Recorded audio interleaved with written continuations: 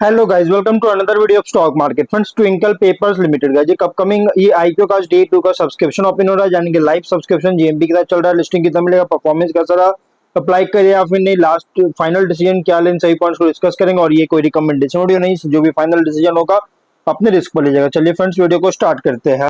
तो guys, IPO 29 को open हुआ था 1 जुलाई, कल के दिन क्लोज किया जा रहा है। 3 डे आईपीओ 6 जुलाई, लिस्टिंग डेट 10 रुपीज का, फेस वैल्यू 64 टू 69 रुपीज का, price band 2000 shares, lot size, fresh capital, book build IPO 28 crore का, issue size 39.9 lakh shares issue किया गया।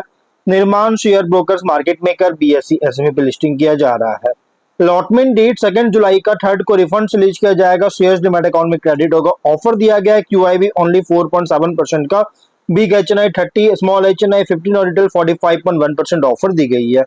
रिटेल ओनली 2 लॉट अप्लाई कर सकते हैं, 4000 शेयर्स मिलेंगे, 2.7 लाख पे करना पड़ेगा। Small HNI minimum 3 lot apply कर सकते हैं, 4.1 लाख पे करना पड़ेगा। मैक्सिमम 7 लॉट अप्लाई कर सकते हैं, 9.6 लाख पे करना पड़ेगा। Big HNI minimum 8 lot apply कर सकते हैं, 11 लाख पे करना पड़ेगा। मैक्सिमम कोई लिमिट नहीं है, लेकिन अगर 5 टाइम सब्सक्राइब होता है स्मॉल एचएनआई बिग एचएनआई तो आपको मिनिमम लॉट होगा। जैसे small HNI only 3 lot, big HNI only 8 lot allotment किया जाएगा। अगर हम बात करें इस कंपनी के सब्सक्रिप्शन को लेकर, तो डे 1 सब्सक्रिप्शन अगर देखा जाए तो क्यूआईबी में ओनली क्यूआईबी एक भी शेयर्स का बीट नहीं किया है, एचएनआई भी एक भी शेयर्स का बीट नहीं किया है, लेकिन बिग एचएनआई में, लेकिन small HNI 1% only subscriber 6000 shares का बीट किया, 4 लाख का, बहुत ही एकदम मिनिमम, मतलब कह सकते हैं, ऐसे नहीं हुआ है।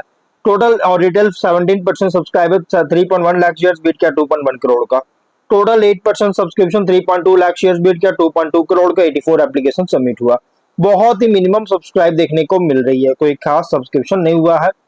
लेकिन अगर हम जीएमपी की बात करें तो 2 रुपीज का जीएमपी है, 2.9% का फ्लैट लिस्टिंग या डिस्काउंट, मतलब फ्लैट लिस्टिंग आप एक्सपेक्ट कर सकते हैं। 71 रुपीज का एस्टिमेटेड लिस्टिंग प्राइस, 4000 रुपीज का एस्टिमेटेड प्रॉफिट सिंगल लॉट तो मिल सकता है।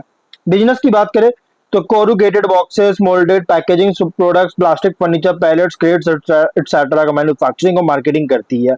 फाइनेंशियल अगर देखा जाए तो टॉप लाइन में और बॉटम लाइन में ग्रोथ है, बट कंपनी का 25 से अगर देखिए तो बहुत ही शार्प बम्पर परफॉर्मेंस देखने को मिला। और ये जो कंपनी है हाईली कॉम्पिटिटिव फ्रैगमेंटेड सेगमेंट में ऑपरेट कर रही है। जो कि इसके कॉम्पिटिटर की अगर बात करें तो गाइस, कंपनी के जो कॉम्पिटिटर है TPL plastic, prima plastic, pyramid Technoplast और दीक्षा पॉलीमर्स, आरबीएफ, आरएफबीएल, फ्लेक्सीपैक, इकोलाइन, एक्जिम, ये सभी इसके कॉम्पिटिटर है। ऑब्जेक्टिव क्या है, तो कंपनी एग्जिस्टिंग मैन्युफैक्चरिंग फैसिलिटी में न्यू मशीनरी का परचेज करके एक्सपेंशन करना चाहता है, इसके लिए कैपेक्स करेगा। और लोन्स का repayment, working capital requirement, general corporate purpose के लिए फंडिंग चाहता है। Ratios ROE, RONW 21.6, ROCE 18.8, PAT margin 7.5, EBITDA margin 14.9% का, debt equity 2.1, PB 3.9, P ratio 23.1 time का, promoter holding pre issue 99%, post issue 72.9%, market cap 104.5 crore का around है।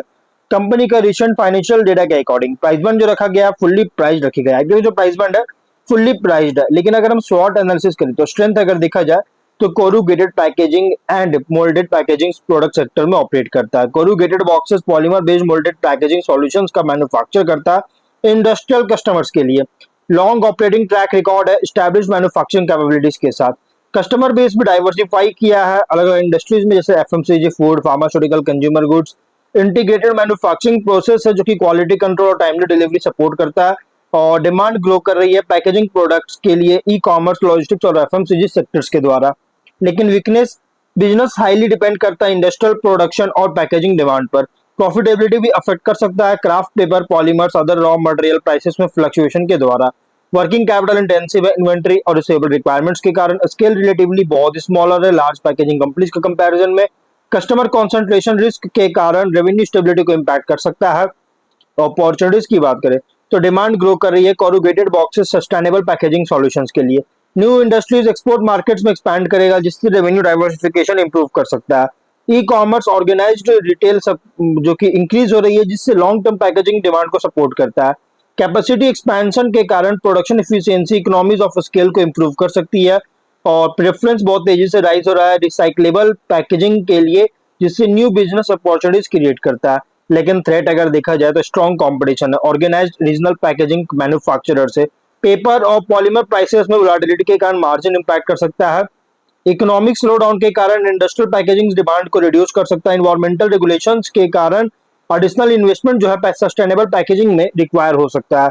और pricing pressure लगाया जा सकता है लार्ज कस्टमर से, जिससे प्रॉफिटेबिलिटी को अफेक्ट कर सकता है। पीयर कॉन्टेक्स्ट, तो लार्ज पैकेजिंग मैन्युफैक्चरर के कंपैरिजन में देखा जाए तो ऑपरेट कर रहा है as a mid scale corrugated and moulded packaging products manufacturer.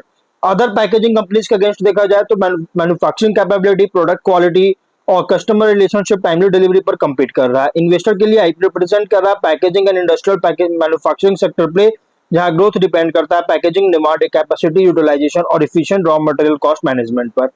और लिस्टिंग स्ट्रेटजी के पर्पस से अगर मतलब लिस्टिंग इन व्यू के अकॉर्डिंग देखा जाए तो अगर ये सब्सक्रिप्शन डिमांड बहुत ही स्ट्रांग होता है, रिटेल, एचएनआई, क्यूआई भी कैटेगरी कंसिडर कर सकते हैं, लेकिन जीएमपी और सब्सक्रिप्शन ट्रेंड दोनों को मॉनिटर कीजिएगा इशू क्लोज से पहले। जब स्ट्रॉन्गर डिमांड जनरली सपोर्ट करता है लिस्टिंग परफॉर्मेंस को और लॉन्ग टर्म इन्वेस्टमेंट व्यू के अकॉर्डिंग, तो ये आईपीओ उन इन्वेस्टर के लिए सुटेबल है जो पैकेजिंग इंडस्ट्री पर पॉजिटिव आउटलुक है, जिनका revenue growth, customer diversification, capacity utilisation और ऑपरेटिंग मार्जिन लिस्टिंग के बाद ट्रैक जरूर कीजिएगा। बिजनेस परफॉर्मेंस डिपेंड करता है packaging demand, industrial growth, raw material cost per. लेकिन स्ट्रैटेजी वर्डिक्ट क्या, तो लिस्टिंग इनके लिए देखिए, अगर सब्सक्रिप्शन डिमांड जीएमपी बहुत ही स्ट्रांग होता है तो कंसीडर कर सकते हैं लॉन्ग टर्म के लिए। अगर ये आईपीओ पैकेजिंग सेक्टर और लॉन्ग टर्म मैन्युफैक्चरिंग ग्रोथ पर जिनका पॉजिटिव व्यू है उन इन्वेस्टर के लिए सुटेबल है। बट आप फाइनल डिसीजन जो भी लीजिएगा अपने रिस्क पर लीजिएगा, ये कोई रिकमेंडेशन वीडियो नहीं है। तो गाइस वीडियो कहीं पर एंड करता है, अगर कोई डाउट है कमेंट बॉक्स में पूछे। मिलते हैं नेक्स्ट वीडियो में, टिल देन बाय बाय।